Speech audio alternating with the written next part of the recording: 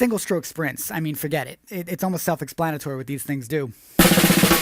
It's taking that kind of idea where you just rock out those single strokes. Now, is that the best way to play that sound if you want that machine gun fire thing?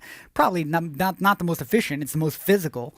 So it looks cool. There's a certain element to that has like a, look at me, I'm just, muscling this out. So there's a strength thing that comes to it, not so much of a sound thing. This is why I think the metal drumming is so big these days, because it's that whole idea that I could sit here and keep that blast beat going and really fire off single strokes and do that kind of thing. There's something to be said for single strokes. They have a nice feeling. So let's just show you the difference between double strokes and single strokes. Like if I was to sprint it off the hi-hat, I'll show you what we're talking about.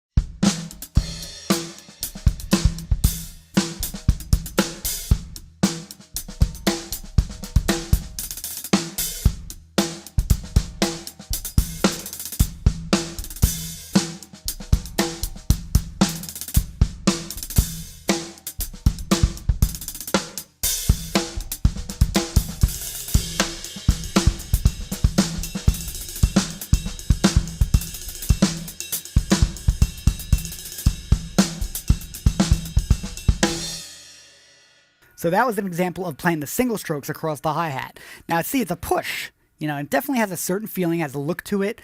If you close your eyes, you really wouldn't hear that much of a difference if I did doubles, but it definitely has a physical element to it that looks cool and that has a certain sound and feeling that it's nice to have. So you want to be able to pull that off. It's nice when you separate the sound sources. That's what I did with the ride and the hi-hat.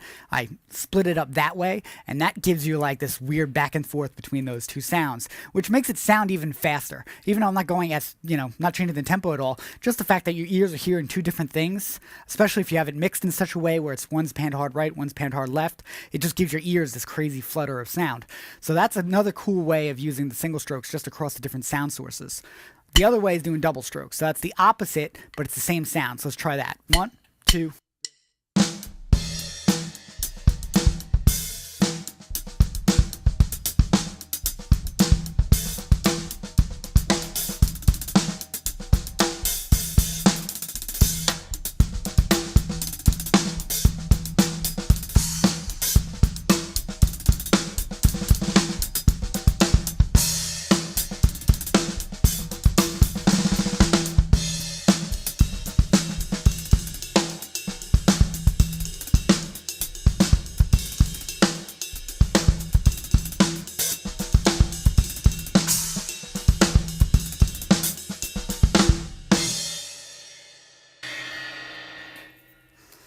So there's the same exact rhythm, but now I'm using the double stroke feeling. And of course, the double strokes, they feel like nothing. They feel like I'm not even doing anything, especially after doing that single stroke workout. That's such a muscular push that really you're getting the same sound with half the energy if you just use doubles. So my point is 90% of the time you can use doubles and nobody will know the difference except for you. I mean, you'll know the difference and you'll know that you're using double strokes. If they're nice and clean, you get that same 30-second note sound.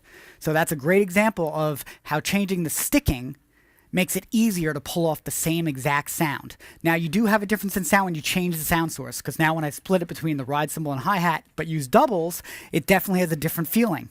I don't know if it sounds exactly as fast because we're getting, your ears latching more onto one sound as it's bouncing back and forth. With the single strokes, it doesn't have anything to latch onto because it's going by so quick.